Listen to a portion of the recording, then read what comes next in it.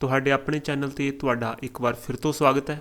ਹਾਂਜੀ, ਅਗਲਾ ਪ੍ਰਸ਼ਨ ਹੈ ਜੀ, ਦਿੱਲੀ ਦੇ ਸੁਲਤਾਨਾਂ ਦੇ ਅਧੀਨ ਪ੍ਰਸ਼ਾਸਨ ਦੀ ਭਾਸ਼ਾ ਕੀ ਸੀ? ਆਪਸ਼ਨ ਹਨ ਅਰਬੀ, ਫਾਰਸੀ, ਇਸਲਾਮੀ ਜਾਂ ਉਰਦੂ। ਦਿੱਲੀ ਦੇ ਸੁਲਤਾਨਾਂ ਦੇ ਅਧੀਨ ਪ੍ਰਸ਼ਾਸਨ ਦੀ ਭਾਸ਼ਾ ਫਾਰਸੀ ਸੀ। ਦਿੱਲੀ ਦੇ ਸੁਲਤਾਨਾਂ ਬਾਰੇ ਜਾਣਕਾਰੀ ਦੇ ਸਰੋਤ ਤਾਰੀਖ ਅਤੇ ਤਵਾਰੀਖ ਫਾਰਸੀ ਵਿੱਚ ਲਿਖੇ ਗਏ ਹਨ। ਇਹ ਪ੍ਰਸ਼ਾਸਨ ਦੀ ਭਾਸ਼ਾ ਵੀ ਸੀ।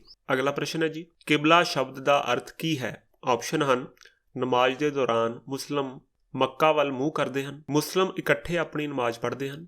ਸੀ ਆਪਸ਼ਨ ਹੈ ਜੀ ਸ਼ੁੱਕਰਵਾਰ ਦੀ ਪ੍ਰਾਰਥਨਾ ਦੌਰਾਨ ਦਿੱਤਾ ਗਿਆ ਉਪਦੇਸ਼। ਤੇ ਡੀ ਆਪਸ਼ਨ ਹੈ ਪ੍ਰਾਰਥਨਾ ਦੀਆਂ ਰਸਮਾਂ ਲਈ ਸਭ ਤੋਂ ਸਤਿਕਾਰ ਅਤੇ ਸਿੱਖਿਅਕ ਪੁਰਸ਼ ਨੂੰ ਨੇਤਾ ਵਜੋਂ ਚੁਣਨਾ। ਕਿਬਲਾ ਮੱਕਾ ਸਾਊਦੀ ਅਰਬ ਵਿੱਚ ਕਾਬਾ ਦੇ ਪਵਿੱਤਰ ਸਥਾਨ ਦੀ ਦਿਸ਼ਾ ਹੈ, ਜਿਸ ਵੱਲ ਮੁਸਲਿਮ ਭਾਈਚਾਰੇ ਦੇ ਲੋਕ ਨਮਾਜ਼ ਅਦਾ ਕਰਦੇ ਹਨ। ਇਹ ਆਪਸ਼ਨ ਬਿਲਕੁਲ ਸਹੀ ਹੈ ਜੀ। ਅਗਲਾ ਪ੍ਰਸ਼ਨ ਹੈ ਜੀ, ਬ੍ਰਿਟਿਸ਼ ਪ੍ਰਸ਼ਾਸਨ ਦੁਆਰਾ ਮਹੱਤਵਪੂਰਨ ਰਿਕਾਰਡਾਂ ਨੂੰ ਸੁਰੱਖਿਅਤ ਰੱਖਣ ਲਈ ਕਿਹੜੀਆਂ ਵਿਸ਼ੇਸ਼ ਸੰਸਥਾਵਾਂ ਦੀ ਸਥਾਪਨਾ ਕੀਤੀ ਗਈ ਸੀ? ਆਪਸ਼ਨ ਹਨ ਪੁਰਾਲੇਖ, ਬੀ ਆਪਸ਼ਨ ਹੈ ਜੀ ਅਜਾਇਬ ਘਰ, ਸੀ ਆਪਸ਼ਨ ਹੈ ਏ ਅਤੇ ਬੀ ਦੋਵੇਂ, ਤੇ ਡੀ ਆਪਸ਼ਨ ਹੈ ਜੀ ਇਹਨਾਂ ਵਿੱਚੋਂ ਕੋਈ ਨਹੀਂ। ਅੰਗਰੇਜ਼ਾਂ ਨੇ ਮਹਿਸੂਸ ਕੀਤਾ ਕਿ ਸਾਰੇ ਮਹੱਤਵਪੂਰਨ ਦਸਤਾਵੇਜ਼ਾਂ ਅਤੇ ਚਿੱਠੀਆਂ ਨੂੰ ਧਿਆਨ ਨਾਲ ਸੰਭਾਲਣ ਦੀ ਲੋੜ ਹੈ। ਇਸ ਲਈ ਉਹਨਾਂ ਨੇ ਸਾਰੇ ਪ੍ਰਬੰਧਕੀ ਅਦਾਰਿਆਂ ਨਾਲ ਜੁੜੇ ਰਿਕਾਰਡ ਰੂਮ ਬਣਾਏ। ਪਿੰਡ ਦੇ ਤਹਿਸੀਲਦਾਰ ਦਾ ਦਫ਼ਤਰ, ਕਲੈਕਟਰੇਟ, ਕਮਿਸ਼ਨਰ ਦਫ਼ਤਰ, ਸਾਰਿਆਂ ਦੇ ਆਪਣੇ ਰਿਕਾਰਡ ਰੂਮ ਸਨ। ਮਹੱਤਵਪੂਰਨ ਰਿਕਾਰਡ ਨੂੰ ਸੁਰੱਖਿਅਤ ਰੱਖਣ ਲਈ ਆਰਕਾਈਵ ਅਤੇ ਅਜਾਇਬ ਘਰ ਵਰਗੀਆਂ ਸੰਸਥਾਵਾਂ ਸਥਾਪਿਤ ਕੀਤੀਆਂ ਗਈਆਂ। ਇਸ ਸਵਾਲ ਦਾ ਸਹੀ ਜਵਾਬ ਹੋ ਜਾਏਗਾ ਜੀ ਸੀ, ਏ ਅਤੇ ਬੀ ਦੋਵੇਂ। ਅਗਲਾ ਪ੍ਰਸ਼ਨ ਹੈ ਜੀ, ਇੱਕ ਸਕਾਟਿਸ਼ ਅਰਥ ਸ਼ਾਸਤਰੀ ਅਤੇ ਰਾਜਨੀਤਿਕ ਦਾਰਸ਼ਨਿਕ ਜੇਮਸ ਮਿਲ ਨੇ ਕਿੰਨੇ ਸਮੇਂ ਵਿੱਚ ਇੱਕ ਵਿਸ਼ਾਲ 3 ਭਾਗਾਂ ਵਾਲੀ ਰਚਨਾ ਬ੍ਰਿਟਿਸ਼ ਇੰਡੀਆ ਦਾ ਇਤਿਹਾਸ ਪ੍ਰਕਾਸ਼ਿਤ ਕੀਤਾ? ਇਹਦੇ ਵਿੱਚ ਹਾਊ ਮੈਨੀ ਪੀਰੀਅਡ ਦੱਸਣੇ ਆਪਾਂ। ਆਪਸ਼ਨ ਹਨ ਹਿੰਦੂ, ਮੁਸਲਿਮ ਅਤੇ ਸਿੱਖ। ਦੂਸਰਾ ਆਪਸ਼ਨ ਹੈ ਜੀ ਹਿੰਦੂ, ਮੁਸਲਿਮ, ਅੰਗਰੇਜ਼। ਤੀਸਰਾ ਆਪਸ਼ਨ ਹੈ ਹਿੰਦੂ, ਮੁਸਲਿਮ, ਈਸਾਈ। ਅਤੇ ਚੌਥਾ ਆਪਸ਼ਨ ਹੈ ਮੁਸਲਿਮ, ਅੰਗਰੇਜ਼ ਅਤੇ ਸਿੱਖ। 1817 ਦੇ ਵਿੱਚ ਜੇਮਸ ਮਿਲ ਨੇ ਇਹ ਹਿਸਟਰੀ ਆਫ ਬ੍ਰਿਟਿਸ਼ ਇੰਡੀਆ ਦੇ ਵਿੱਚ ਇੰਡੀਅਨ ਹਿਸਟਰੀ ਨੂੰ 3 ਪੀਰੀਅਡਸ ਹਿੰਦੂ, ਮੁਸਲਿਮ ਅਤੇ ਬ੍ਰਿਟਿਸ਼ ਦੇ ਵਿੱਚ ਵੰਡਿਆ। ਇਹਦਾ ਸਹੀ ਜਵਾਬ ਹੋ ਜਾਏਗਾ ਜੀ ਹਿੰਦੂ, ਮੁਸਲਿਮ ਅਤੇ ਬ੍ਰਿਟਿਸ਼। ਅਗਲਾ ਪ੍ਰਸ਼ਨ ਹੈ ਜੀ, ਬ੍ਰਿਟਿਸ਼ ਪ੍ਰਸ਼ਾਸਨ ਦੇ ਸੁਰੱਖਿਅਤ ਸਰਕਾਰੀ ਰਿਕਾਰਡ ਸਾਨੂੰ ਕੀ ਨਹੀਂ ਦੱਸਦੇ? ਆਪਸ਼ਨ ਹਨ ਅਧਿਕਾਰੀਆਂ ਨੇ ਕੀ ਸੋਚਿਆ, ਅਧਿਕਾਰੀਆਂ ਦੀ ਕੀ ਦਿਲਚਸਪੀ ਸੀ, ਸੀ ਆਪਸ਼ਨ ਹੈ ਜੀ ਅਧਿਕਾਰੀ ਉੱਤਰਾਧਿਕਾਰੀ ਲਈ ਕੀ ਸੁਰੱਖਿਅਤ ਰੱਖਣਾ ਚਾਹੁੰਦੇ ਸਨ, ਤੇ ਲਾਸਟ ਵਾਲਾ ਆਪਸ਼ਨ ਹੈ ਜੀ ਦੇਸ਼ ਦੇ ਲੋਕ ਕੀ ਸੋਚਦੇ ਹਨ। ਓਫੀਸ਼ੀਅਲ ਰਿਕਾਰਡ ਤੋਂ ਅਸੀਂ ਬਹੁਤ ਕੁਝ ਜਾਣ ਸਕਦੇ ਹਾਂ, ਪਰ ਇਹ ਜਿਹੜੇ ਰਿਕਾਰਡ ਸਨ ਇਹ ਸਾਨੂੰ ਇਹ ਦੱਸਦੇ ਆ ਕਿ ਅਧਿਕਾਰੀ ਕੀ ਸੋਚਦੇ ਹਨ, ਉਹਨਾਂ ਦੀ ਕੀ ਦਿਲਚਸਪੀ ਸੀ, ਅਤੇ ਉਹ ਭਵਿੱਖ ਲਈ ਕਿਹੜਾ ਰਿਕਾਰਡ ਸੁਰੱਖਿਅਤ ਰੱਖਣਾ ਚਾਹੁੰਦੇ ਸਨ। ਇਹ ਰਿਕਾਰਡ ਸਾਨੂੰ ਇਹ ਸਮਝਣ ਵਿੱਚ ਮਦਦ ਨਹੀਂ ਕਰਦੇ ਕਿ ਦੇਸ਼ ਦੇ ਲੋਕ ਕੀ ਮਹਿਸੂਸ ਕਰਦੇ ਹਨ। ਅਗਲਾ ਪ੍ਰਸ਼ਨ ਹੈ, ਭਾਰਤ ਵਿੱਚ ਪਹਿਲੀ ਕਪਾਹ ਮਿਲ ਕਿੱਥੇ ਸਥਾਪਿਤ ਕੀਤੀ ਗਈ? ਆਪਸ਼ਨ ਹਨ ਰਾਂਚੀ, ਗੁਜਰਾਤ, ਬੰਬਈ ਜਾਂ ਅਹਿਮਦਾਬਾਦ। ਭਾਰਤ ਵਿੱਚ ਪਹਿਲੀ ਕਪਾਹ ਮਿਲ 1854 ਵਿੱਚ ਬੰਬਈ ਵਿੱਚ ਇੱਕ ਸਪਿਨਿੰਗ ਮਿਲ ਦੇ ਰੂਪ ਵਿੱਚ ਸਥਾਪਿਤ ਕੀਤੀ ਗਈ ਸੀ। 19ਵੀਂ ਸਦੀ ਦੇ ਸ਼ੁਰੂ ਤੋਂ ਹੀ ਬੰਬਈ ਭਾਰਤ ਤੋਂ ਇੰਗਲੈਂਡ ਅਤੇ ਚੀਨ ਨੂੰ ਕੱਚੇ ਕਪਾਹ ਦੇ ਨਿਰਯਾਤ ਲਈ ਇੱਕ ਮਹੱਤਵਪੂਰਨ ਬੰਦਰਗਾਹ ਸੀ। ਇਹ ਪੱਛਮੀ ਭਾਰਤ ਦੇ ਵਿਸ਼ਾਲ ਕਾਲੀ ਮਿੱਟੀ ਦੇ ਟਰੈਕਸ ਦੇ ਨੇੜੇ ਸੀ ਜਿੱਥੇ ਕਪਾਹ ਉਗਾਈ ਜਾਂਦੀ ਸੀ। ਅਗਲਾ ਪ੍ਰਸ਼ਨ ਹੈ, ਟੀਪੂ ਸੁਲਤਾਨ ਦੀਆਂ ਮਹਾਨ ਤਲਵਾਰਾਂ ਬਣਾਉਣ ਲਈ ਕਿਹੜੀ ਧਾਤ ਦੀ ਵਰਤੋਂ ਕੀਤੀ ਗਈ ਸੀ? ਆਪਸ਼ਨ ਹਨ ਵੂਡਸ, ਲੋਹਾ, ਚਾਰਕੋਲ ਜਾਂ ਐਲੂਮੀਨੀਅਮ। ਟੀਪੂ ਸੁਲਤਾਨ ਦੀਆਂ ਮਹਾਨ ਤਲਵਾਰਾਂ ਜਿਹੜੀਆਂ ਹੁਣ ਇੰਗਲੈਂਡ ਦੇ ਅਜਾਇਬ ਘਰਾਂ ਦੇ ਵਿੱਚ ਹਨ, ਇਹ ਤਲਵਾਰ ਦਾ ਖਾਸ ਗੁਣ ਇਹ ਸੀ ਕਿ ਇਹ ਜਿਹੜੀ ਤਲਵਾਰ ਸੀ ਇੱਕ ਖਾਸ ਕਿਸਮ ਦੀ ਉੱਚ ਕਾਰਬਨ ਸਟੀਲ ਦੇ ਨਾਲ ਬਣੀ ਹੁੰਦੀ ਸੀ। ਇਹ ਤਲਵਾਰ ਬਹੁਤ ਸਖਤ ਹੁੰਦੀ ਸੀ ਅਤੇ ਵਿਰੋਧੀ ਦਾ ਜਿਹੜਾ ਕਵਚ ਹੈ ਉਹਨੂੰ ਆਸਾਨੀ ਨਾਲ ਪਾੜ ਸਕਦੀ ਸੀ। ਇਹ ਤਲਵਾਰ ਵੂਡਸ ਨਾਮਕ ਉੱਚ ਕਾਰਬਨ ਸਟੀਲ ਤੋਂ ਬਣੀ ਹੁੰਦੀ ਸੀ। ਇਸ ਸਵਾਲ ਦਾ ਸਹੀ ਜਵਾਬ ਹੋ ਜਾਏਗਾ ਜੀ ਵੂਡਸ। ਇਹ ਆਪਸ਼ਨ ਬਿਲਕੁਲ ਸਹੀ ਹੈ ਜੀ। ਅਗਲਾ ਪ੍ਰਸ਼ਨ ਹੈ ਜੀ, ਭਾਰਤੀ ਸੰਵਿਧਾਨ ਘੜਨ ਦੇ ਦੌਰਾਨ ਹੇਠ ਲਿਖਿਆਂ ਵਿਸ਼ਿਆਂ ਵਿੱਚੋਂ ਕਿਸ ਨੂੰ ਸੰਘ ਦੀ ਸੂਚੀ ਵਿੱਚ ਰੱਖਿਆ ਗਿਆ ਸੀ? ਆਪਸ਼ਨ ਹਨ ਰੱਖਿਆ ਅਤੇ ਵਿਦੇਸ਼ੀ ਮਾਮਲੇ, ਸਿੱਖਿਆ ਅਤੇ ਸਿਹਤ, ਜੰਗਲ ਅਤੇ ਖੇਤੀਬਾੜੀ ਜਾਂ ਸਿੱਖਿਆ ਅਤੇ ਖੇਤੀਬਾੜੀ। ਸੰਵਿਧਾਨ ਦੇ ਵਿੱਚ ਜਿਹੜੀਆਂ 3 ਸੂਚੀਆਂ ਨੇ, ਜਿਹਨਾਂ ਵਿੱਚ ਯੂਨੀਅਨ ਲਿਸਟ ਅਤੇ ਸਟੇਟ ਲਿਸਟ ਅਤੇ ਕੰਕਰੇਟ ਲਿਸਟ ਹੈ, ਸੰਵਿਧਾਨ ਘੜਨ ਦੇ ਦੌਰਾਨ ਜਿਹੜੀ ਰੱਖਿਆ ਅਤੇ ਵਿਦੇਸ਼ੀ ਮਾਮਲੇ ਨੂੰ ਸੈਂਟਰ ਲਿਸਟ ਦੇ ਵਿੱਚ ਰੱਖਿਆ ਗਿਆ ਸੀ। ਇਹ ਆਪਸ਼ਨ ਬਿਲਕੁਲ ਸਹੀ ਹੈ ਜੀ। ਅਗਲਾ ਪ੍ਰਸ਼ਨ ਹੈ ਜੀ, ਹੇਠ ਦਿੱਤੇ ਵਿੱਚੋਂ ਕਿਹਨਾਂ ਨੂੰ ਗੈਰ ਨਵਿਆਉਣਯੋਗ ਸਰੋਤਾਂ ਵਜੋਂ ਸ਼੍ਰੇਣੀਬੱਧ ਕੀਤਾ ਗਿਆ ਹੈ? ਆਪਸ਼ਨ ਹਨ ਸੂਰਜੀ ਊਰਜਾ, ਪੈਟਰੋਲੀਅਮ, ਕੁਦਰਤੀ ਗੈਸ ਜਾਂ ਪੈਟਰੋਲੀਅਮ ਅਤੇ ਕੁਦਰਤੀ ਗੈਸ ਦੋਵੇਂ। ਗੈਰ ਨਵਿਆਉਣਯੋਗ ਉਹ ਪਥਰਾੜ ਬਾਲਣ ਹਨ ਜਿਨ੍ਹਾਂ ਨੂੰ ਬਣਾਉਣ ਦੇ ਵਿੱਚ ਲੱਖਾਂ ਸਾਲ ਲੱਗ ਜਾਂਦੇ ਨੇ। ਇੱਥੇ ਪੈਟਰੋਲੀਅਮ ਅਤੇ ਨੈਚੁਰਲ ਗੈਸ ਇਹ ਦੋਨੋਂ ਹੀ ਗੈਰ ਨਵਿਆਉਣਯੋਗ ਸਰੋਤ ਆਫ ਐਨਰਜੀ ਹਨ। ਇਹਦਾ ਸਹੀ ਜਵਾਬ ਹੋ ਜਾਏਗਾ ਜੀ ਡੀ ਆਪਸ਼ਨ ਬੀ ਅਤੇ ਸੀ ਦੋਵੇਂ। ਅਗਲਾ ਪ੍ਰਸ਼ਨ ਹੈ, ਵਿਸ਼ੇਸ਼ ਤੌਰ 'ਤੇ ਬਣਾਏ ਟੈਂਕਾਂ ਅਤੇ ਤਲਾਬਾਂ ਵਿੱਚ ਮੱਛੀਆਂ ਦੇ ਪ੍ਰਜਨਨ ਨੂੰ ਡੈਸ਼ ਕਿਹਾ ਜਾਂਦਾ ਹੈ। ਆਪਸ਼ਨ ਹੈ ਸ਼ੇਰੀਕਲਚਰ, ਵਿਟੀਕਲਚਰ, ਮੱਛੀ ਪਾਲਣ ਜਾਂ ਬਾਗਬਾਨੀ। ਹਾਂਜੀ, ਸੇਰੀਕਲਚਰ ਹੁੰਦਾ ਹੈ ਜੀ ਰੇਸ਼ਮ ਦੇ ਕੀੜਿਆਂ ਨੂੰ ਪਾਲਣਾ।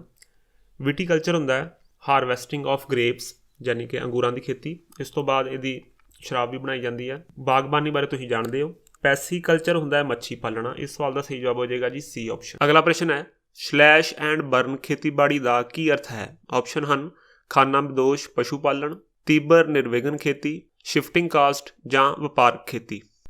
ਪ੍ਰੀਮੇਟਿਵ ਸਬਸਿਸਟੈਂਸ ਐਗਰੀਕਲਚਰ, ਜਿਹਨੂੰ ਤੁਸੀਂ ਸ਼ਿਫਟਿੰਗ ਕਲਟੀਵੇਸ਼ਨ ਜਾਂ ਸਲੈਸ਼ ਐਂਡ ਬਰਨ ਕਲਟੀਵੇਸ਼ਨ ਵੀ ਕਹਿੰਦੇ ਆ, ਇਹ ਇੱਕ ਬਹੁਤ ਹੀ ਪੁਰਾਣਾ ਖੇਤੀਬਾੜੀ ਕਰਨ ਦਾ ਤਰੀਕਾ, ਜਿਹਦੇ ਵਿੱਚ ਕਿਸੇ ਜਗ੍ਹਾ ਦੇ ਜੰਗਲ ਨੂੰ ਅੱਗ ਲਗਾ ਕੇ ਉਹਦੀ ਜਿਹੜੀ ਰਾਖ ਹੈ ਉਹਦੇ ਨਾਲ ਜੋ ਮਿੱਟੀ ਉਪਜਾਊ ਹੋ ਜਾਂਦੀ ਹੈ, ਉੱਥੇ ਖੇਤੀਬਾੜੀ ਕੀਤੀ ਜਾਂਦੀ ਹੈ।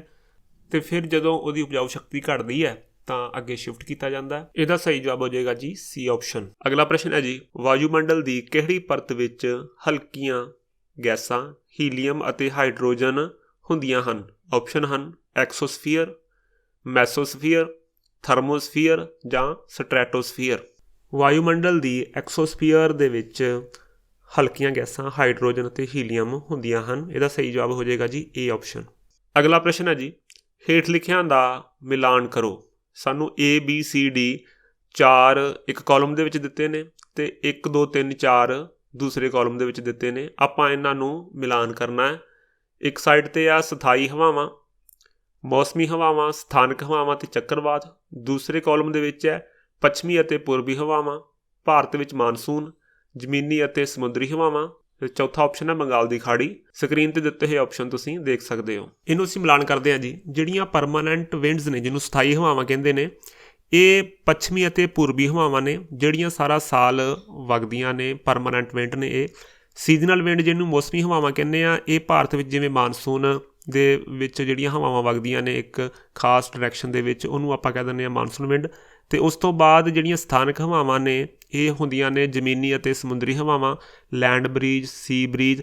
ਇਹ ਤਾਪਮਾਨ ਦੇ ਡਿਫਰੈਂਸ ਦੇ ਕਰਕੇ ਵਗਦੀਆਂ ਨੇ। ਅਤੇ ਲਾਸਟ ਦੇ ਵਿੱਚ ਹੈ ਚੱਕਰਵਾਤ। ਚੱਕਰਵਾਤ ਨੂੰ ਮਿਲਾਵਾਂਗੇ ਅਸੀਂ ਬੰਗਾਲ ਦੀ ਖਾੜੀ ਦੇ ਨਾਲ, ਕਿਉਂਕਿ ਉੜੀਸਾ ਦੇ ਵਿੱਚ ਪਿੱਛੇ ਜੇ ਇੱਕ ਬੜਾ ਵੱਡਾ ਸਾਈਕਲੋਨ ਆਇਆ ਸੀ ਜਿਹੜਾ ਬੇ ਆਫ ਬੰਗਾਲ ਤੋਂ ਓਰੀਜੀਨੇਟ ਹੋਇਆ ਸੀ। ਇਹਦਾ ਸਹੀ ਜਵਾਬ ਹੋ ਜਾਏਗਾ ਜੀ ਏ ਆਪਸ਼ਨ। ਏ ਦਾ ਪਹਿਲਾ, ਬੀ ਦਾ ਦੂਜਾ, ਸੀ ਦਾ ਤੀਜਾ ਅਤੇ ਡੀ ਦਾ ਚੌਥਾ। ਅਗਲਾ ਪ੍ਰਸ਼ਨ ਹੈ, ਸਮੁੰਦਰ ਦੀਆਂ ਸਤਹਾਂ 'ਤੇ ਇੱਕ ਨਿਸ਼ਚਿਤ ਦਿਸ਼ਾ ਵਿੱਚ ਲਗਾਤਾਰ ਵਹਿਣ ਵਾਲੀਆਂ ਪਾਣੀ ਦੀਆਂ ਧਾਰਾਵਾਂ ਨੂੰ ਕੀ ਕਿਹਾ ਜਾਂਦਾ ਹੈ।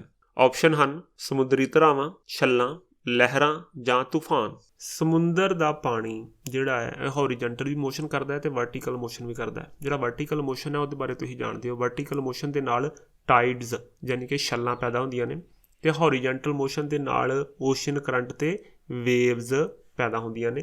ਹੁਣ ਓਸ਼ਨ ਕਰੰਟ ਦੇ ਵਿੱਚ ਕੀ ਹੁੰਦਾ ਹੈ ਕਿ ਓਸ਼ਨ ਕਰੰਟ ਦੇ ਵਿੱਚ ਇੱਕ ਬਹੁਤ ਸਾਰਾ ਪਾਣੀ ਇੱਕ ਪਰਟੀਕੂਲਰ ਡਾਇਰੈਕਸ਼ਨ ਦੇ ਵਿੱਚ ਲਗਾਤਾਰ ਮੋਸ਼ਨ ਕਰਦਾ ਹੈ, ਠੀਕ ਹੈ। ਅਤੇ ਲਹਿਰਾਂ ਦੇ ਵਿੱਚ ਜਿਹੜਾ ਪਾਣੀ ਹੈ ਉਹ ਹੌਰੀਜੈਂਟਲ ਮੋਸ਼ਨ ਕਰਦਾ ਹੈ। ਇੱਥੇ ਇੱਕ ਨਿਸ਼ਚਿਤ ਦਿਸ਼ਾ ਦੇ ਵਿੱਚ ਲਗਾਤਾਰ ਵਹਿਣ ਵਾਲੇ ਪਾਣੀ ਦੀ ਗੱਲ ਕੀਤੀ ਗਈ ਹੈ। ਇਹਦਾ ਸਹੀ ਜਵਾਬ ਹੋ ਜਾਏਗਾ ਜੀ ਓਸ਼ੀਅਨ ਕਰੰਟਸ। ਇਹ ਆਪਸ਼ਨ ਬਿਲਕੁਲ ਸਹੀ ਹੈ। ਅਗਲਾ ਪ੍ਰਸ਼ਨ ਹੈ, ਪੂਰਨਮਾਸ਼ੀ ਅਤੇ ਨਵੇਂ ਚੰਦ ਦੇ ਦੌਰਾਨ ਸੂਰਜ, ਚੰਦਰਮਾ ਅਤੇ ਧਰਤੀ ਇੱਕੋ ਲਾਈਨ ਵਿੱਚ ਹੁੰਦੇ ਹਨ। ਛੱਲਾਂ ਸਭ ਤੋਂ ਵੱਧ ਹੁੰਦੀਆਂ ਹਨ। ਇਹ ਛੱਲਾਂ ਨੂੰ ਕੀ ਕਿਹਾ ਜਾਂਦਾ ਹੈ। ਆਪਸ਼ਨ ਹਨ ਸਪਰਿੰਗ ਟਾਈਡਸ, ਨਵੀਆਂ ਛੱਲਾਂ, ਨੀਪ ਟਾਈਡਸ ਜਾਂ ਉਪਰੋਕਤ ਵਿੱਚੋਂ ਕੋਈ ਨਹੀਂ। ਮੱਸਿਆ ਅਤੇ ਪੁੰਨਿਆ ਨੂੰ ਜਿਹੜਾ ਸਮੁੰਦਰ ਦੇ ਵਿੱਚ ਜਵਾਰ ਭਾਟਾ ਹੁੰਦਾ ਜਿਹਦੇ ਵਿੱਚ ਬਹੁਤ ਉੱਚੀਆਂ ਛੱਲਾਂ ਉੱਠਦੀਆਂ ਨੇ, ਉਹਨੂੰ ਕਹਿੰਦੇ ਆਪਾਂ ਸਪਰਿੰਗ ਟਾਈਡਸ। ਇਹ ਆਪਸ਼ਨ ਬਿਲਕੁਲ ਸਹੀ ਹੈ ਜੀ। ਅਗਲਾ ਪ੍ਰਸ਼ਨ ਹੈ, ਕਿਸ ਗ੍ਰਹਿ ਨੂੰ ਧਰਤੀ ਦਾ ਜੁੜਵਾਂ ਮੰਨਿਆ ਜਾਂਦਾ ਹੈ। ਆਪਸ਼ਨ ਹਨ ਬੁੱਧ, ਸ਼ੁੱਕਰ, ਸ਼ਨੀ ਜਾਂ ਬ੍ਰਹਿਸਪਤੀ।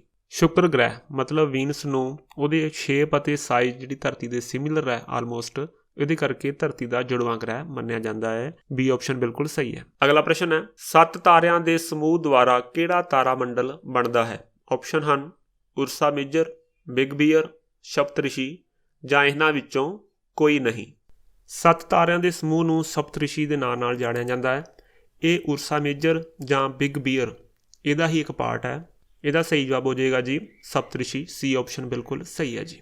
ਅਗਲਾ ਪ੍ਰਸ਼ਨ ਹੈ, ਹੇਠ ਲਿਖਿਆਂ ਵਿੱਚੋਂ ਕਿਹੜਾ ਦੁਨੀਆ ਦੇ ਸਭ ਤੋਂ ਉੱਚੇ ਸੜਕ ਮਾਰਗਾਂ ਵਿੱਚੋਂ ਇੱਕ ਹੈ? ਆਪਸ਼ਨ ਹਨ ਮਨਾਲੀ ਲੇਹ, ਚਾਂਗਲਾ, ਮੁੰਬਈ ਪੁਣੇ ਜਾਂ ਦਿੱਲੀ ਚੰਡੀਗੜ੍ਹ। ਹਿਮਾਲਿਆ ਦੀਆਂ ਪਹਾੜੀਆਂ ਦੇ ਵਿੱਚ ਮਨਾਲੀ ਲੇਹ ਹਾਈਵੇ ਜਿਹੜਾ ਹੈ ਉਹ ਦੁਨੀਆ ਦੇ ਸਭ ਤੋਂ ਉੱਚੇ ਸੜਕ ਮਾਰਗਾਂ ਦੇ ਵਿੱਚੋਂ ਇੱਕ ਹੈ। ਅਗਲਾ ਪ੍ਰਸ਼ਨ ਹੈ, ਜ਼ਮੀਨ ਦੇ ਹੇਠਾਂ ਕਿਸ ਕਿਸਮ ਦੀ ਸੜਕ ਬਣਾਈ ਜਾਂਦੀ ਹੈ? ਆਪਸ਼ਨ ਹਨ ਫਲਾਈਓਵਰ, ਐਕਸਪ੍ਰੈਸਵੇ, ਸਬਵੇ ਜਾਂ ਨੈਸ਼ਨਲ ਹਾਈਵੇ। ਜ਼ਮੀਨ ਦੇ ਹੇਠਾਂ ਬਣਨ ਵਾਲੇ ਰੋਡ ਨੂੰ ਕਹਿੰਦੇ ਹਾਂ ਸਬਵੇ ਜਾਂ ਅੰਡਰਪਾਥ।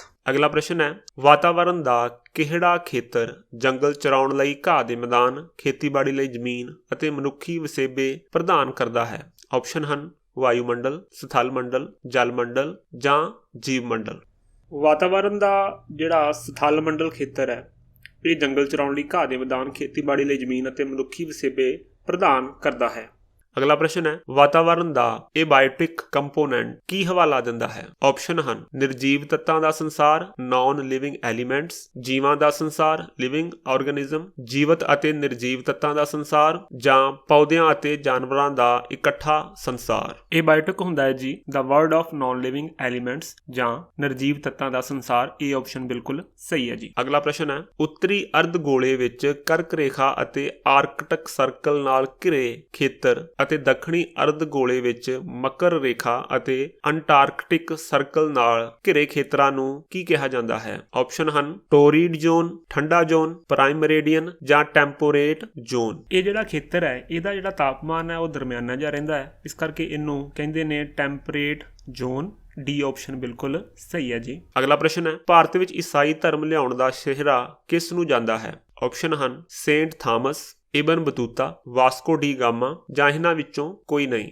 ਇਹ ਮੰਨਿਆ ਜਾਂਦਾ ਹੈ ਕਿ ਸੇਂਟ ਥਾਮਸ ਲਗਭਗ 2000 ਸਾਲ ਪਹਿਲਾਂ ਭਾਰਤ ਆਏ ਸਨ ਤੇ ਭਾਰਤ ਵਿੱਚ ਈਸਾਈ ਧਰਮ ਲਿਆਉਣ ਦਾ ਸਿਹਰਾ ਉਹਨਾਂ ਨੂੰ ਜਾਂਦਾ ਹੈ। ਇਹ ਆਪਸ਼ਨ ਬਿਲਕੁਲ ਸਹੀ ਹੈ ਜੀ। ਅਗਲਾ ਪ੍ਰਸ਼ਨ ਹੈ ਜੀ, ਕਲਪਨਾ ਕਰੋ ਜਦੋਂ ਲੋਕ ਕਹਿੰਦੇ ਹਨ ਕਿ ਜੋ ਲੋਕ ਕਿਸੇ ਖਾਸ ਦੇਸ਼, ਧਰਮ, ਲਿੰਗ, ਨਸਲ ਜਾਂ ਆਰਥਿਕ ਪਿਛੋਕੜ ਨਾਲ ਸੰਬੰਧਿਤ ਹਨ ਉਹ ਕੰਜੂਸ, ਆਲਸੀ, ਅਪਰਾਧੀ ਜਾਂ ਗੂੰਗੇ ਹਨ। ਇਸ ਨੂੰ ਹੇਠ ਲਿਖਿਆਂ ਵਿੱਚੋਂ ਕਿਸ ਦੀ ਉਦਾਹਰਨ ਵਜੋਂ ਸਭ ਤੋਂ ਵਧੀਆ ਸ਼੍ਰੇਣੀਬੱਧ ਕੀਤਾ ਗਿਆ ਹੈ? ਆਪਸ਼ਨ ਹਨ ਪੱਖਪਾਤ, ਸਟੀਰੀਓਟਾਈਪਿੰਗ, ਵਿਤਕਰਾ ਜਾਂ ਵਿਭਿੰਨ ਰਵੱਈਆ। ਜਦੋਂ ਕੁਝ ਲੋਕਾਂ ਦੇ ਪ੍ਰਤੀ ਵਤੀਰਾ ਹਮੇਸ਼ਾ ਨੈਗੇਟਿਵ ਹੋਵੇ ਤਾਂ ਇਸ ਤਰ੍ਹਾਂ ਦੇ ਵਤੀਰੇ ਨੂੰ ਆਪਾਂ ਕਹਿੰਦੇ ਹਾਂ ਪੱਖਪਾਤ। ਇਹ ਆਪਸ਼ਨ ਬਿਲਕੁਲ ਸਹੀ ਹੈ ਜੀ। ਅਗਲਾ ਪ੍ਰਸ਼ਨ ਹੈ, ਹੇਠ ਲਿਖਿਆਂ ਵਿੱਚੋਂ ਕਿਸ ਨੂੰ ਪ੍ਰਤੀਨਿਧ ਲੋਕਤੰਤਰ ਕਿਹਾ ਜਾਂਦਾ ਹੈ? ਰਿਪਰੈਜ਼ੈਂਟੇਟਿਵ ਡੈਮੋਕ੍ਰੇਸੀਜ਼।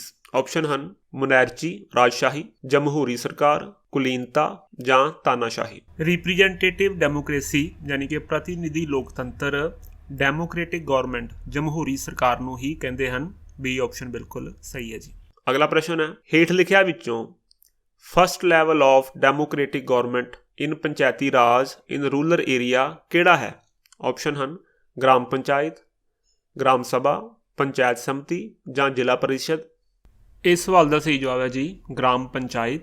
ਇਹ ਆਪਸ਼ਨ ਬਿਲਕੁਲ ਸਹੀ ਹੈ ਜੀ। ਅਗਲਾ ਪ੍ਰਸ਼ਨ ਹੈ, ਜ਼ਮੀਨੀ ਰਿਕਾਰਡ ਕੌਣ ਰੱਖਦਾ ਹੈ ਅਤੇ ਕੌਣ ਕਿਸਾਨਾਂ ਤੋਂ ਜ਼ਮੀਨੀ ਮਾਲੀਆ ਇਕੱਠਾ ਕਰਨ ਦਾ ਪ੍ਰਬੰਧ ਕਰਦਾ ਹੈ ਅਤੇ ਖੇਤਰ ਵਿੱਚ ਉਗਾਈਆਂ ਜਾਣ ਵਾਲੀਆਂ ਫਸਲਾਂ ਬਾਰੇ ਸਰਕਾਰ ਨੂੰ ਜਾਣਕਾਰੀ ਕੌਣ ਪ੍ਰਦਾਨ ਕਰਦਾ ਹੈ? ਆਪਸ਼ਨ ਹਨ ਪਟਵਾਰੀ, ਜ਼ਿਲ੍ਹਾ ਕੁਲੈਕਟਰ, ਤਹਿਸੀਲਦਾਰ ਜਾਂ ਕਿਸਾਨ। ਇਹ ਸਾਰੇ ਕੰਮ ਕਰਦਾ ਹੈ ਜੀ ਪਟਵਾਰੀ। ਇਸ ਸਵਾਲ ਦਾ ਸਹੀ ਜਵਾਬ ਹੋ ਜਾਏਗਾ ਜੀ ਪਟਵਾਰੀ। ਇਹ ਆਪਸ਼ਨ ਬਿਲਕੁਲ ਸਹੀ ਹੈ ਜੀ। ਅਗਲਾ ਪ੍ਰਸ਼ਨ ਹੈ, ਕਿਸ ਰਾਜ ਨੇ ਪਹਿਲੀ ਵਾਰ ਦੁਪਹਿਰ ਦੇ ਖਾਣੇ ਦੀ ਯੋਜਨਾ ਸ਼ੁਰੂ ਕੀਤੀ? ਮਿਡ ਡੇ ਮੀਲ ਸਕੀਮ ਦੀ ਯੋਜਨਾ ਕਿਹਨੇ ਸ਼ੁਰੂ ਕੀਤੀ? ਆਪਸ਼ਨ ਹਨ ਮੱਧ ਪ੍ਰਦੇਸ਼, ਕਰਨਾਟਕ, ਆਂਧਰਾ ਪ੍ਰਦੇਸ਼ ਜਾਂ ਤਾਮਿਲਨਾਡੂ। ਇਹ ਸ਼ੁਰੂਆਤ ਸਭ ਤੋਂ ਪਹਿਲਾਂ ਕੀਤੀ ਸੀ ਜੀ ਤਾਮਿਲਨਾਡੂ ਨੇ, ਲਗਭਗ 1995 ਦੇ ਵਿੱਚ ਹੋਇਆ ਸੀ। ਅਗਲਾ ਪ੍ਰਸ਼ਨ ਹੈ, ਜਨਤਕ ਸਿਹਤ ਦੇ ਖੇਤਰ ਵਿੱਚ ਕੋਸਟਾ ਰੀਕਨ ਪਹੁੰਚ ਵਜੋਂ ਕੀ ਜਾਣਿਆ ਜਾਂਦਾ ਹੈ? ਆਪਸ਼ਨ ਹਨ ਫੌਜੀ ਜਵਾਨਾਂ ਦੀ ਸਿਹਤ ਤੇ ਪੈਸਾ ਖਰਚ ਕਰਨਾ, ਫੌਜ ਦੀ ਬਜਾਏ ਸਿਹਤ ਸਿੱਖਿਆ ਅਤੇ ਲੋਕਾਂ ਦੀਆਂ ਹੋਰ ਬੁਨਿਆਦੀ ਲੋੜਾਂ ਤੇ ਪੈਸਾ ਖਰਚ ਕਰਨਾ, ਸਿਹਤ ਅਤੇ ਰੱਖਿਆ ਤੇ ਬਰਾਬਰ ਖਰਚ ਕਰਨਾ ਜਾਂ ਲੋਕਾਂ ਨਾਲੋਂ ਫੌਜ ਤੇ ਜ਼ਿਆਦਾ ਖਰਚ ਕਰਨਾ। ਹਾਂਜੀ, ਜਿਹੜਾ ਕੋਸਟਾ ਰੀਸਾ ਹੈ ਇਹ ਸੈਂਟਰਲ ਅਮਰੀਕਾ ਦਾ ਇੱਕ ਸਿਹਤਮੰਦ ਦੇਸ਼ਾਂ ਦੇ ਵਿੱਚੋਂ ਇੱਕ ਹੈ। ਉਹਦਾ ਕਾਰਨ ਉਹਦੇ ਸੰਵਿਧਾਨ ਦੇ ਵਿੱਚ ਹੀ ਹੈ। ਕੁਝ ਸਮੇਂ ਪਹਿਲਾਂ ਉਹਨਾਂ ਨੇ ਇੱਕ ਬਹੁਤ ਹੀ ਮਹੱਤਵਪੂਰਨ ਡਿਸੀਜਨ ਲਿਆ ਕਿ ਦੇਸ਼ ਦੀ ਕੋਈ ਆਰਮੀ ਨਹੀਂ ਹੋਏਗੀ ਅਤੇ ਉਹ ਜਿਹੜਾ ਪੈਸਾ ਹੈ ਜਿਹੜਾ ਆਰਮੀ ਦਾ ਨਾਂ ਰੱਖਣ ਦੇ ਕਰਕੇ ਬਚਿਆ ਉਸ ਨੂੰ ਸਿਹਤ, ਸਿੱਖਿਆ ਅਤੇ ਹੋਰ ਜ਼ਰੂਰੀ ਲੋੜਾਂ ਵਾਸਤੇ ਵਰਤਿਆ ਜਾਵੇਗਾ। ਇਸ ਸਵਾਲ ਦਾ ਸਹੀ ਜਵਾਬ ਹੋ ਜਾਏਗਾ ਜੀ ਫੌਜ ਦੀ ਬਜਾਏ ਸਿਹਤ, ਸਿੱਖਿਆ ਅਤੇ ਲੋਕਾਂ ਦੀਆਂ ਹੋਰ ਬੁਨਿਆਦੀ ਲੋੜਾਂ 'ਤੇ ਪੈਸਾ ਖਰਚ ਕਰਨਾ। ਬੀ ਆਪਸ਼ਨ ਬਿਲਕੁਲ ਸਹੀ ਹੈ ਜੀ। ਅਗਲਾ ਪ੍ਰਸ਼ਨ ਹੈ, ਜਿਸ ਸਿਆਸੀ ਪਾਰਟੀ ਕੋਲ ਬਹੁਮਤ ਹੋਵੇ ਉਸ ਨੂੰ ਕੀ ਕਿਹਾ ਜਾਂਦਾ ਹੈ? ਆਪਸ਼ਨ ਹਨ ਸਿਆਸੀ ਪਾਰਟੀ, ਸੱਤਾਧਾਰੀ ਪਾਰਟੀ, ਵਿਰੋਧੀ ਧਿਰ ਜਾਂ ਉਪਰੋਕਤ ਵਿੱਚੋਂ ਕੋਈ ਨਹੀਂ। ਜਿਸ ਪੋਲੀਟੀਕਲ ਪਾਰਟੀ ਦੇ ਕੋਲ ਮੈਜੋਰਟੀ ਹੋਵੇ ਉਸ ਨੂੰ ਰੂਲਿੰਗ ਪਾਰਟੀ ਕਹਿੰਦੇ ਨੇ। ਇਹਦਾ ਸਹੀ ਜਵਾਬ ਹੋ ਜਾਏਗਾ ਜੀ ਰੂਲਿੰਗ ਪਾਰਟੀ, ਸੀ ਆਪਸ਼ਨ ਬਿਲਕੁਲ ਸਹੀ ਹੈ ਜੀ। ਅਗਲਾ ਪ੍ਰਸ਼ਨ ਹੈ, ਸਰਕਾਰ ਦੁਆਰਾ ਕਿਸੇ ਫਿਲਮ ਦੇ ਕਿਸੇ ਖਬਰ ਜਾਂ ਸੀਨ ਜਾਂ ਗੀਤ ਦੇ ਬੋਲਾਂ ਨੂੰ ਜ਼ਿਆਦਾ ਲੋਕਾਂ ਨਾਲ ਸਾਂਝਾ ਕਰਨ ਤੋਂ ਰੋਕਣ ਨੂੰ ਕੀ ਕਿਹਾ ਜਾਂਦਾ ਹੈ? ਆਪਸ਼ਨ ਹਨ, ਐਮਰਜੈਂਸੀ ਕਿਹਾ ਜਾਂਦਾ ਹੈ, ਸੈਂਸਰਸ਼ਿਪ ਕਿਹਾ ਜਾਂਦਾ ਹੈ, ਸਮਾਜਿਕ ਇਸ਼ਤਿਹਾਰਬਾਜ਼ੀ ਜਾਂ ਫਿਰ ਜਨਤਕ ਵਿਰੋਧ ਕਿਹਾ ਜਾਂਦਾ ਹੈ। ਇਹਨੂੰ ਕਹਿੰਦੇ ਨੇ ਜੀ ਸੈਂਸਰਸ਼ਿਪ, ਬੀ ਆਪਸ਼ਨ ਬਿਲਕੁਲ ਸਹੀ ਹੈ ਜੀ। ਅਗਲਾ ਪ੍ਰਸ਼ਨ ਹੈ, 13 ਸਾਲ ਦਾ ਬੱਚਾ ਕਾਰਪੇਟ ਬਣਾਉਣ ਵਾਲੀ ਫੈਕਟਰੀ ਵਿੱਚ ਕੰਮ ਕਰਦਾ ਹੈ ਤਾਂ ਕਿਹੜੇ ਮੌਲਿਕ ਅਧਿਕਾਰ ਦੀ ਉਲੰਘਣਾ ਹੋਵੇਗੀ? ਆਪਸ਼ਨ ਹਨ, right to freedom of religion. ਅਗਲਾ ਆਪਸ਼ਨ ਹੈ ਸਮਾਨਤਾ ਦਾ ਅਧਿਕਾਰ। ਅਗਲਾ ਹੈ ਜੀ ਸ਼ੋਸ਼ਣ ਦੇ ਵਿਰੁੱਧ ਅਧਿਕਾਰ। ਅਗਲਾ ਹੈ ਜੀ ਸੰਵਿਧਾਨਕ ਉਪਚਾਰਾਂ ਦਾ ਅਧਿਕਾਰ। ਇਹਦਾ ਸਹੀ ਜਵਾਬ ਹੋ ਜਾਏਗਾ ਜੀ ਸੀ, ਸ਼ੋਸ਼ਣ ਦੇ ਵਿਰੁੱਧ ਅਧਿਕਾਰ। 14 ਸਾਲ ਤੋਂ ਘੱਟ ਉਮਰ ਦਾ ਬੱਚਾ ਕਿਸੇ ਵੀ ਫੈਕਟਰੀ ਦੇ ਵਿੱਚ ਐਮਪਲੋਇਮੈਂਟ ਨਹੀਂ ਕਰ ਸਕਦਾ। ਅੱਗੇ ਹੈ ਜੀ, ਡੈਸ਼ ਇੱਕ ਇਲਾਕਾ ਹੈ ਜੋ ਖਾਸ ਭਾਈਚਾਰੇ ਦੇ ਮੈਂਬਰਾਂ ਦੁਆਰਾ ਵੱਡੇ ਪੱਧਰ ਤੇ ਵਸਿਆ ਹੋਇਆ ਹੈ। ਆਪਸ਼ਨ ਹਨ, ਗੈਟੋ, ਆਦੀਵਾਸੀ, ਘੱਟ ਗਿਣਤੀਆਂ ਜਾਂ ਇਹਨਾਂ ਵਿੱਚੋਂ ਕੋਈ ਨਹੀਂ। ਗੈਟੋ ਇੱਕ ਇਲਾਕਾ ਹੁੰਦਾ ਹੈ ਜੋ ਖਾਸ ਭਾਈਚਾਰੇ ਦੇ ਮੈਂਬਰਾਂ ਦੁਆਰਾ ਵੱਡੇ ਪੱਧਰ ਤੇ ਵਸਿਆ ਹੁੰਦਾ ਹੈ। ਅਗਲਾ ਪ੍ਰਸ਼ਨ ਹੈ, ਹੇਠ ਲਿਖਿਆਂ ਵਿੱਚੋਂ ਕਿਹੜੇ ਹਾਸ਼ੀਆਗਤ ਹੋਣ ਕਾਰਨ ਅਸਮਾਨਤਾਵਾਂ ਦਾ ਸਾਹਮਣਾ ਕਰ ਰਹੇ ਹਨ? ਆਪਸ਼ਨ ਹਨ, ਦਲਿਤ, ਔਰਤਾਂ, ਆਦੀਵਾਸੀ ਜਾਂ ਉਪਰੋਕਤ ਸਾਰੇ। ਮਾਰਜਨਲਾਈਜੇਸ਼ਨ ਦੇ ਕਾਰਨ ਇਹ ਸਾਰੇ ਦਲਿਤ, ਔਰਤਾਂ, ਆਦੀਵਾਸੀ ਇਨਇਕੁਐਲਿਟੀ ਦਾ ਸਾਹਮਣਾ ਕਰ ਰਹੇ ਹਨ। ਡੀ ਆਪਸ਼ਨ ਬਿਲਕੁਲ ਸਹੀ ਹੈ ਜੀ। ਅਗਲਾ ਪ੍ਰਸ਼ਨ ਹੈ, ਸੰਵਿਧਾਨ ਦੀ ਕਿਹੜੀ ਧਾਰਾ ਛੂਆਛਾਤ ਦੇ ਖਾਤਮੇ ਬਾਰੇ ਦੱਸਦੀ ਹੈ? ਆਪਸ਼ਨ ਹਨ, ਧਾਰਾ 16, ਧਾਰਾ 18, ਧਾਰਾ 28 ਜਾਂ ਧਾਰਾ 17। ਸੰਵਿਧਾਨ ਦੇ ਆਰਟੀਕਲ 17 ਅਨੁਸਾਰ ਛੂਤਛਾਤ ਨੂੰ ਗੈਰ ਕਾਨੂੰਨੀ ਘੋਸ਼ਿਤ ਕੀਤਾ ਗਿਆ ਹੈ। ਇਹਦਾ ਸਹੀ ਜਵਾਬ ਹੋ ਜਾਏਗਾ ਜੀ ਡੀ ਆਪਸ਼ਨ। ਅਗਲਾ ਪ੍ਰਸ਼ਨ ਹੈ, ਰੋਲਟ ਐਕਟ ਕਦੋਂ ਲਾਗੂ ਹੋਇਆ? ਆਪਸ਼ਨ ਹਨ, 10 ਮਾਰਚ 1919, 10 ਜਨਵਰੀ 1918, 10 ਫਰਵਰੀ 1917 ਜਾਂ 20 ਅਪ੍ਰੈਲ 1920। ਭਾਰੀ ਵਿਰੋਧ ਦੇ ਬਾਵਜੂਦ ਰੋਲਟ ਐਕਟ 10 ਮਾਰਚ 1919 ਨੂੰ ਲਾਗੂ ਹੋ ਗਿਆ ਸੀ। ਅਗਲਾ ਪ੍ਰਸ਼ਨ ਹੈ, ਘਰੇਲੂ ਹਿੰਸਾ ਬਾਰੇ ਕਾਨੂੰਨ ਕਦੋਂ ਬਣਾਇਆ ਗਿਆ ਸੀ?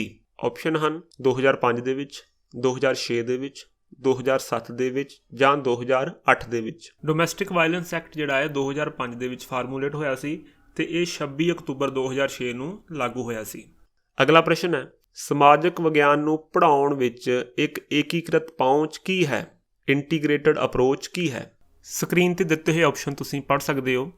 ਏਕੀਕ੍ਰਿਤ ਪਹੁੰਚ ਨੂੰ ਅਸੀਂ ਪਹਿਲਾਂ ਵੀ ਐਕਸਪਲੇਨ ਕੀਤਾ ਹੋਇਆ ਹੈ।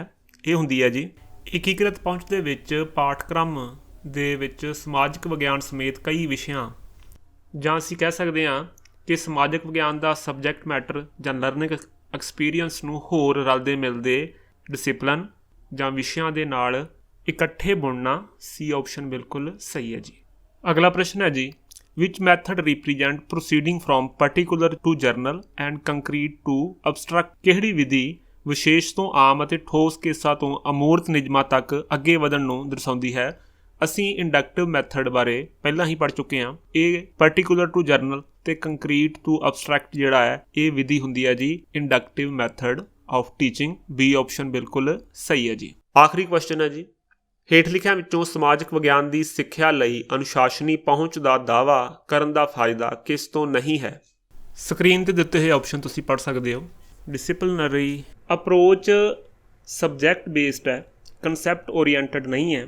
ਇਹ ਅਪਰੋਚ ਕਹਿੰਦੀ ਹੈ ਕਿ ਸਮਾਜਿਕ ਵਿਗਿਆਨ ਡਿਫਰੈਂਟ ਫਰੋਮ ਅਦਰ ਡਿਸਿਪਲਨ ਜਿਵੇਂ ਮੈਥ, ਸਾਇੰਸ, ਲੈਂਗੁਏਜ, ਇਹਨਾਂ ਸਾਰੇ ਡਿਸਿਪਲਨ ਤੋਂ ਸਮਾਜਿਕ ਵਿਗਿਆਨ ਇੱਕ ਵੱਖਰਾ ਡਿਸਿਪਲਨ ਹੈ ਅਤੇ ਇਹਨੂੰ ਜੇਕਰ ਤੁਸੀਂ ਐਵੈਲੂਏਟ ਕਰਨਾ, ਇਹਦੇ ਮੈਥਡ, ਕੰਟੈਂਟ, ਇਹਦੇ ਆਬਜੈਕਟਿਵ, ਇਹ ਸਾਰੇ ਵੱਖਰੇ ਹੋਣੇ ਚਾਹੀਦੇ ਨੇ। ਠੀਕ ਹੈ, ਇਹ ਜਿਹੜੀ ਹੈ ਇਹ ਪੁਰਾਣੀ ਅਪਰੋਚ ਹੈ। ਜਿਹੜੀ ਹੁਣ ਵਾਲੀ ਅਪਰੋਚ ਹੈ ਉਹ ਇੰਟਰ ਡਿਸਿਪਲਿਨਰੀ ਅਪਰੋਚ ਹੈ। ਇੱਥੇ ਦਿੱਤੇ ਹੋਏ ਆਪਸ਼ਨ ਦੇ ਵਿੱਚੋਂ ਜਿਹੜਾ ਸਭ ਤੋਂ ਲਾਸਟ ਵਾਲਾ ਆਪਸ਼ਨ ਹੈ, ਡੀ ਆਪਸ਼ਨ ਦੇ ਵਿੱਚ ਲਿਖਿਆ ਹੈ ਕਿ ਕਿਸੇ ਵਿਅਕਤੀ ਦੇ ਸਮਾਜਿਕ ਜੀਵਨ ਨਾਲ ਸੰਬੰਧਿਤ ਕਈ ਖੇਤਰਾਂ ਦੀਆਂ ਸਮੱਗਰੀਆਂ ਅਤੇ ਅਨੁਭਵਾਂ ਦਾ ਸਹੀ ਇੰਟੀਗ੍ਰੇਸ਼ਨ ਕਰਨ ਦੇ ਵਿੱਚ ਇਹ ਮਦਦ ਕਰਦੀ ਹੈ ਡਿਸਿਪਲਿਨਰੀ ਅਪਰੋਚ। ਪਰ ਇਸ ਤਰ੍ਹਾਂ ਨਹੀਂ ਹੈ, ਇਹ ਕਥਨ ਗਲਤ ਹੈ। ਇਹਦਾ ਸਹੀ ਜਵਾਬ ਹੋ ਜਾਏਗਾ ਜੀ ਡੀ। ਇਸ ਦੇ ਨਾਲ ਹੀ ਅਸੀਂ ਇਹ ਜਿਹੜਾ ਪੰਜਾਬ ਟੈਟ ਦਾ 2023 ਦੇ ਵਿੱਚ ਪੇਪਰ ਕੈਂਸਲ ਹੋ ਗਿਆ ਸੀ ਉਹਨੂੰ ਪੂਰਾ ਦਾ ਪੂਰਾ ਸੋਲਵ ਕਰ ਲਿਆ। ਇਸ ਪੇਪਰ ਦੇ ਵਿੱਚ ਬਹੁਤ ਸਾਰੇ ਕੁਐਸਚਨ ਜਿਹੜੇ ਨੇ ਨਵੇਂ ਪੁੱਛੇ ਗਏ ਅਤੇ ਬਹੁਤ ਸਾਰੇ ਕੁਐਸਚਨ NCERT ਦੀ ਬੁੱਕ ਤੋਂ ਐਜ ਇਟ ਇਜ਼ ਸਿੱਧੇ ਪੁੱਛੇ ਗਏ। ਇਸ ਕਰਕੇ ਤੁਸੀਂ 6ਵੀਂ 7ਵੀਂ 8ਵੀਂ ਦੀ NCERT ਦੀ ਜਿਹੜੀ ਸਮਾਜਿਕ ਸਿੱਖਿਆ ਦੀ ਬੁੱਕ ਹੈ, ਨਵੀਂ ਲੈ ਲਓ ਪੁਰਾਣੀ ਲੈ ਲਓ, ਪਰ ਇੱਕ ਵਾਰ ਤੁਸੀਂ PA ਟੈਟ ਦੇ ਸਿਲੇਬਸ ਦੇ ਨਾਲ ਚੈੱਕ ਕਰ ਲਿਓ। ਨਵੀਂ ਲੈ ਲਓਗੇ ਤਾਂ ਬਹੁਤ ਵਧੀਆ, ਬੈਟਰ ਹੈ, ਪਿਛਲੇ ਸਾਲ ਦੀ ਹੋਵੇ ਭਾਵੇਂ। ਉਹਦੇ ਨਾਲ ਤੁਸੀਂ ਦੇਖੋਗੇ ਤੁਸੀਂ ਵੀ ਜਿੰਨੇ ਵੀ ਕੁਐਸਚਨ ਨੇ ਇਹ ਡਿਟੋ ਪੂਰੀਆਂ ਲਾਈਨਾਂ ਚੁੱਕ ਕੇ NCERT ਦੀ ਬੁੱਕ ਤੋਂ ਇਹ ਕੁਐਸਚਨ ਜਿਹੜੇ ਨੇ ਬਣਾਏ ਗਏ ਨੇ, ਇਸ ਕਰਕੇ ਸਾਨੂੰ NCERT ਦੀ ਬੁੱਕ ਨੂੰ ਵੀ ਫੋਲੋ ਕਰਨਾ ਚਾਹੀਦਾ। ਪੈਡਾਗੋਗੀ ਦੇ ਕੁਐਸਚਨ ਜਿਹੜੇ ਨੇ ਉਹ ਇਹਨਾਂ ਪੇਪਰਾਂ ਦੇ ਵਿੱਚ ਜਿਹੜੇ ਆਏ ਨੇ, ਇਸ ਪੇਪਰ ਦੇ ਵਿੱਚ ਜਿਹੜੇ ਆਏ ਨੇ ਉਹਨਾਂ ਨੂੰ ਮੈਂ ਐਕਸਪਲੇਨ ਕੀਤਾ ਹੋਇਆ।